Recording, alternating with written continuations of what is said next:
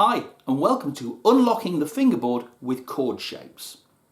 What we're going to be doing in this video is learning to find our way all around the fingerboard while we're playing, hopefully in a way that isn't just a case of learn this thing, remember it, try and regurgitate it later on, but to give us a way of playing spontaneously all over the neck, and while we're doing it, understanding what's going on the fingerboard. Now, I made a video that was about learning all of the notes on the fingerboard, and I'll pop a little link up to that there and you can go and look at that one too. The thing is that this video will inform that one and that one will inform this one. They'll bounce off each other. If you don't know the notes on the fingerboard already, then that other video will help you, but so will this one. And I think between them you'll soon be able to start finding your way around the neck pretty quickly and instinctively. So let's say you have learned the notes on the fingerboard, or you've started to learn the notes on the fingerboard and you know them in a few frets in little areas of the fingerboard or on one or two strings. What do you do with them when you've learned them? It's all well and good me saying, and lots of other people on videos saying, you should learn the notes on the fingerboard, but if you don't know why, then what on earth are you wasting your time doing it for? Well, in this video, you're going to find some great ways of knowing what to do once you know some notes around the fingerboard and using it in a really useful way. First of all though, we've got to get a couple of concepts clear. Often on beginners ukulele pages, on the internet, on social media, people will ask this question or something like it. I'm playing with my friend who plays guitar, and on his chart it says a C chord. How do I play with him? What chord do I have to play? Do I have to transpose? Somebody's told me I've got to transpose to a different key to play with them, and I don't know how to do that. Now, of course, the diagrams for those chords would be different on a guitar, a ukulele, a banjo, a mandolin, whatever. But the names of the chords aren't. A C chord is a C chord is a C chord. It doesn't matter what instrument you're playing. So if the chart that your guitarist or whatever has says there's a C and an F and a G7, then you play a C, an F and a G7. Different finger shapes, but the notes are going to be the same, the chords are going to be the same. This is a really important concept and we're going to use it. The chord of C, for example, uses 3 notes. Now don't worry if this all sounds very confusing, because we're going to use the diagram below to sort all of this out. But I'll tell you now, the chord of C is made up of 3 notes. Now we should properly call this chord C major. Often that major bit is just assumed, and that's fine if you already know it, but if you don't, these assumptions can really confuse people. C major is the happy sounding chord, and C minor is the sad sounding one. C major is often just written as C. So that C chord, C major, is made up of 3 notes, the notes of C, E and G.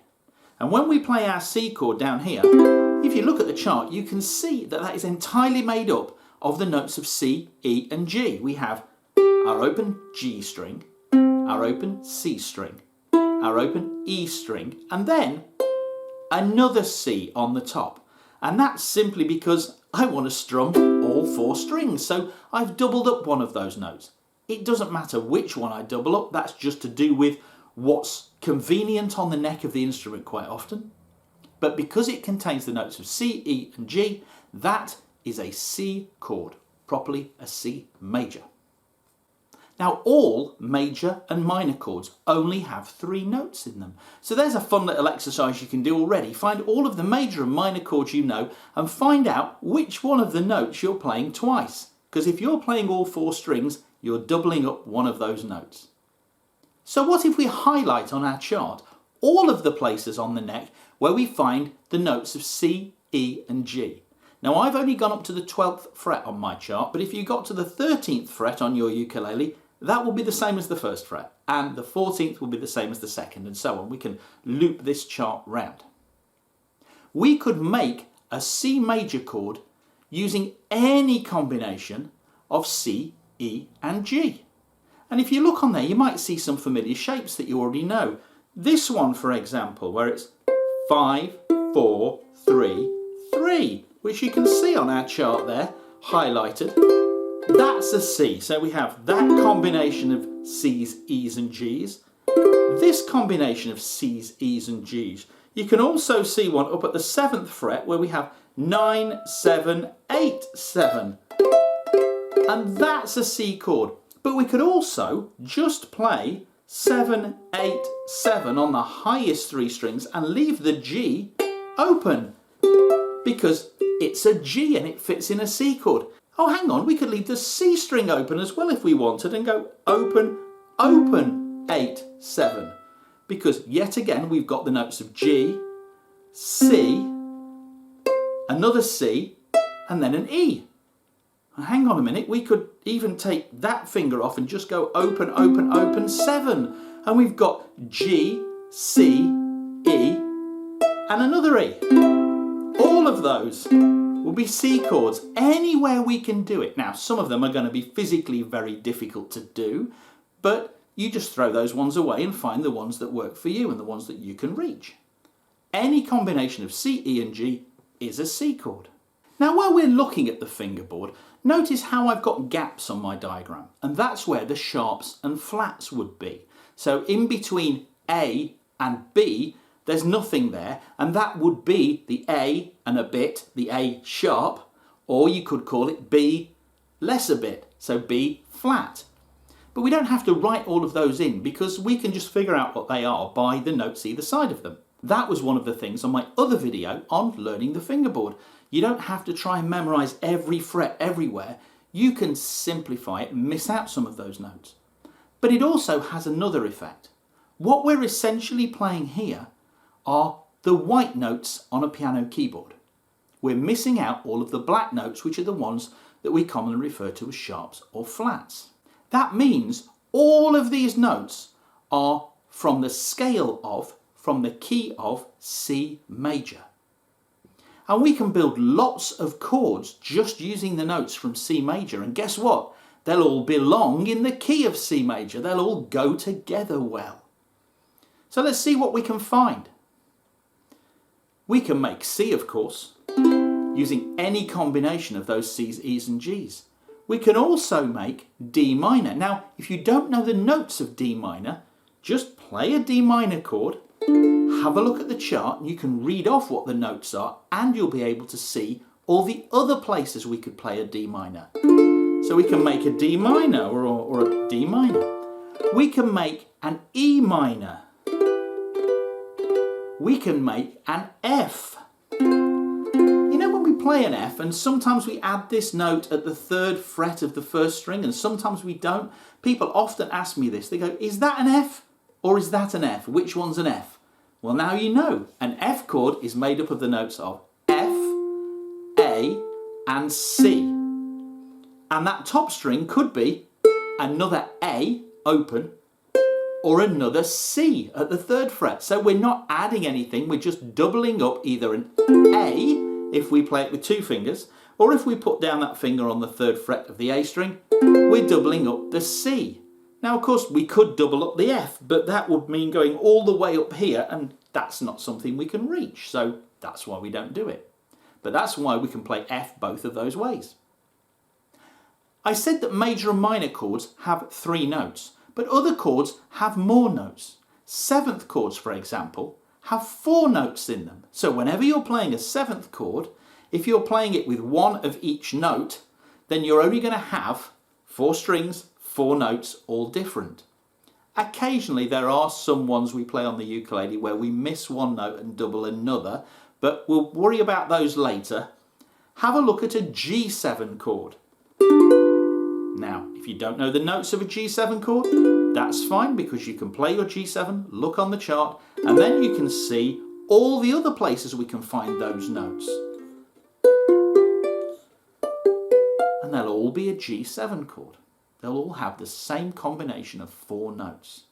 Let's keep going. A minor. That's another one we can make with the notes of C major. And even B minor 7 flat 5. Now, it's not a chord you come across very often, but it is a chord that belongs in the key of C. It's 2, 2, 1, 2. We can build that one just using the white notes on a piano. In fact, if I play all of those chords that we just did in order, it will sound like a musical scale. C, D minor, E minor, F, G7, A minor, B minor 7 flat 5, C. And every single one of those we can find down here, and then we can use our chart to find all over the neck. Of course, you can make more chords than just those, and all of them will still fit in the key of C because they're only made with notes that belong in the key of C. You could maybe do, well, the easiest chord of all, a C6. Or you could even call that an A minor 7. It's all about context, but those two chords are made up of the same notes, which means anywhere we can find those four notes, G, C, E, A. You do know the notes in that chord, in fact in both of those chords, because they are open strings. Anywhere you can find those on the fingerboard, you'll get another instance of that chord. So I could play them up here. And now I've got an A minor 7 or a C6 somewhere else or down here. All by finding the shape I know, finding all the places using that chart that then have the same notes in a combination that I can get my fingers around. This can also, if you've looked at any of my videos on taking solos, can really start to inform your soloing, because if the chord being played by everyone else is a C chord, then I know that I can play any of the notes in that chord confidently. And if I know that there's a C chord up here, I know all of those notes will work with that C chord down there because they're notes that make that chord. Now what happens if we're not playing in C? Or we are playing in C, but like lots of songs, a chord comes along that is made up from notes from outside of the key of C that don't belong. That happens quite a lot. A lot of those songs like 5'2" and Ain't She Sweet and things like that, they go C, E7. We can't make an E7 from the notes of the C major scale because that first fret of your G string, that G sharp or A flat, that's not there. That doesn't mean this is wrong, it just means it uses chords that just are borrowed from outside of the key. But those sort of songs might have chords that don't fit. So let's have a look at a chord that we might want to play that has notes that are in the gaps of the C major scale. Let's try everyone's favourite B flat. Now if you look at your chart, some of the notes fit. So for example, the D at the second fret of our C string belongs in that chord. The F at the first fret of our E string belongs in that chord. But we also have the first fret of the A string. Now that falls in between the open A and the B at the second fret. So that note is going to be the B flat. No surprise, we're playing a B flat chord. We also have the third fret of our G string, which again falls in between an A and a B. So that's another B flat. That's the note that's being doubled in this B flat major chord.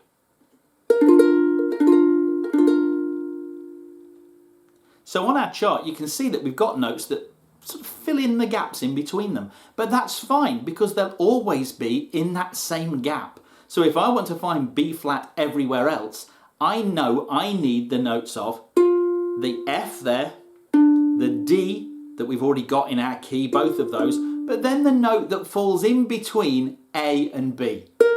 And everywhere, just like it does on our G string and our A string and all the other places on the net you can see that one, it always falls in between the same ones. So what does this mean in terms of learning your neck? Because this will help you learn your fingerboard, just like the other video I posted will help you learn your fingerboard. And the other video, once you've learnt some from that, will help inform this video. Where does it take you? Well, I've already mentioned soloing.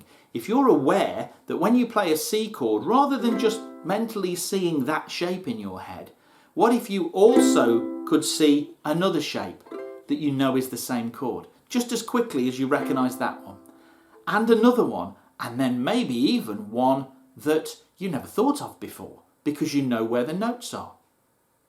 Then you can start playing spontaneously around the neck. So when everybody's strumming away, playing whatever the chords are to the song, you can make the decision not a week before when you're practicing and you go, oh, that G7, when everyone plays that, I'm definitely going to play this one, and I'm going to stamp my little diagram on the diagram and I'm going to write that one down and I'm going to be stuck playing that one because that's the one I've learned. I mean, that's a good way of arranging in a group to get some people to play one and some people to play the other. But just imagine the freedom of when a chord comes along, instead of going, that chord is that shape, you go, that chord is this collection of notes and I can find them all over the neck. And I can spontaneously play that chord anywhere I want, or even move from different versions of that chord, or find some great sounding notes to solo over that chord. Before I go, I want to share a little story with you. It's very short, but it really does highlight this idea of finding our way beyond that third fret and starting to think musically about what we're playing. At the start of my workshop, we learned a few very simple open chords. But it wasn't a beginner workshop. We were just looking at these open chord shapes because later in the workshop we were going to divide the group up and play different inversions in different groups and try and arrange songs for the group. You might have done this workshop with me. And I could see that there was a chap on the front row who was a little bit puzzled at one point, and I could see something was bothering him. So when we had a convenient break, I sort of sidled over to him and I said, something's bothering you, what's the problem? And he said, well, it's probably nothing, but when you told us that this was a C chord, well, I knew that. But then later on, you told us that this was a C chord. And I didn't know which one was right, because I know that C chord, that's the one all the books tell me is a C chord. But you said this was a C chord. How can that be? Now that's a perfectly reasonable thing for someone that hasn't been playing a musical instrument very long, maybe has no musical background. That's a perfectly reasonable question to ask. If the book says this is C, then why is this shape also C? And I said, well, they're both C. And he had a look on his face that was kind of like, okay. And I said, well, all a C chord is a collection of 3 notes. And anywhere we can find those 3 notes on the fingerboard will be that same chord. And I went through a whole bunch of different C chord shapes. And I could see that at the same time a light bulb went on where he suddenly went, oh my goodness, I now understand it. But at the same time, a look of kind of despair came over his face when he sort of went, oh no, I've got so much more to learn. That's the great thing about any musical instrument. There's always something else to learn.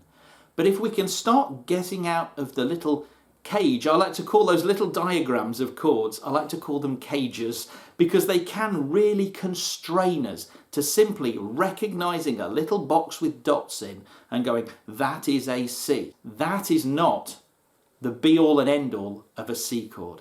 That is just one little way of playing that particular chord. Now on my website, learntheukulele.co.uk, if you go to the resources page, you can download a PDF of the empty diagram. You can print off as many as you want, you can get your highlighter pens, and you can start finding other ways of playing those same chords. Simply colour in any chord you know down here, say an E7. Find out what those notes are, and then colour in all of the other times that note crops up, and then see if you can build shapes with them. Something else that will happen as well, as you start to find your way around the fingerboard, is you'll realise you're playing the same shapes over and over again. So you might figure out another way of playing E7, and then a bit later on you might work on a D7 and figure out a shape for a D7 and realise that they're just the same shape, 2 frets apart. And this links in with another one of my videos, how to play all over the neck using just 4 shapes. And that's because, well, the way the instrument's built, physically, we can't play 2 notes that are on the same string. We also can't play a note at the 1st fret and a note at the 13th fret unless you've got huge hands. So these patterns of notes will tend to be used over and over again because physically they're where we can get our fingers and find those notes. So grab one of those charts, have a little bit of fun working out where the chords you know are and all the other places you can find them, and just have a play around. That's the most important thing when you start to learn anything new like this, is to play around with it and see what happens. I hope you've enjoyed this video, and I'll see you again soon. Bye bye.